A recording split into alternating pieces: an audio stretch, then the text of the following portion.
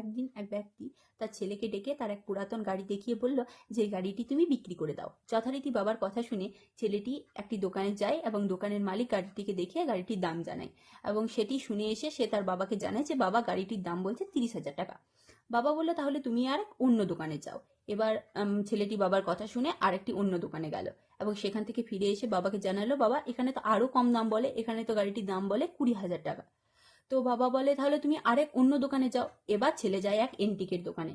সেখানে গিয়ে দোকানের মালিক গাড়িটিকে দেখে হতবাক হয়ে যায় এবং মনে মনে ভাবে এ তো দ্বিতীয় বিশ্বযুদ্ধ সময়কার গাড়ি এবং গাড়িটির দাম দিতে চায় 30 লাখ টাকা।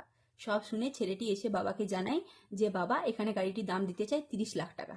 তো সব কিছু শোনার পর বাবা ছেলেকে বলে যে জীবনে তোমাকেও সবাই সবসময় সমান মূল্য দেবে না। হয়তো তোমার জীবনে এমন কেউ থাকবে যে তোমার আসল মূল্য বুঝবে। বাকিরা তো দরকারের সঙ্গী। দরকারের সঙ্গী সহ ভালোবাসো সবাইকে, কিন্তু বিশ্বাস করো শুধু তাকেই যে তোমার প্রকৃত মূল্য বুঝবে। একদিন এক ব্যক্তি তার ছেলেকে ডেকে তার এক পুরাতন গাড়ি দেখিয়ে বলল যে এই গাড়িটি তুমি বিক্রি করে দাও। যথারীতি বাবার কথা শুনে ছেলেটি একটি দোকানে যায় এবং দোকানের মালিক গাড়িটিকে দেখে গাড়িটির দাম জানায় এবং সেটি শুনে এসে সে তার বাবাকে জানায় যে বাবা গাড়িটির দাম বলছে 30,000 টাকা। বাবা বলল তাহলে তুমি আর অন্য দোকানে যাও।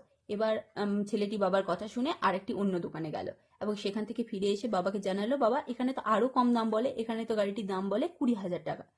তো বাবা বলে তাহলে তুমি আরেক অন্য দোকানে যাও। এবার ছেলে যায় এক এন্টিকের দোকানে। সেখানে গিয়ে দোকানের মালিক গাড়িটিকে দেখে হতবাক হয়ে যায় এবং মনে মনে ভাবে এ তো দ্বিতীয় বিশ্বযুদ্ধ সময়কার গাড়ি এবং গাড়িটির দাম দিতে চায় 30 লাখ টাকা। সব শুনে ছেলেটি এসে বাবাকে জানায় যে বাবা এখানে গাড়িটির দাম দিতে চায় 30 লাখ টাকা। তো সব কিছু শোনার পর বাবা ছেলেকে বলে যে জীবনে তোমাকেও সবাই সবসময় সমান মূল্য দেবে না। হয়তো তোমার জীবনে এমন কেউ থাকবে যে তোমার আসল মূল্য বুঝবে। বাকিরা তো দরকারের সঙ্গী। দরকারের সঙ্গী সহ ভালোবাসো সবাইকে, কিন্তু বিশ্বাস করো শুধু তাকেই যে তোমার প্রকৃত মূল্য বুঝবে।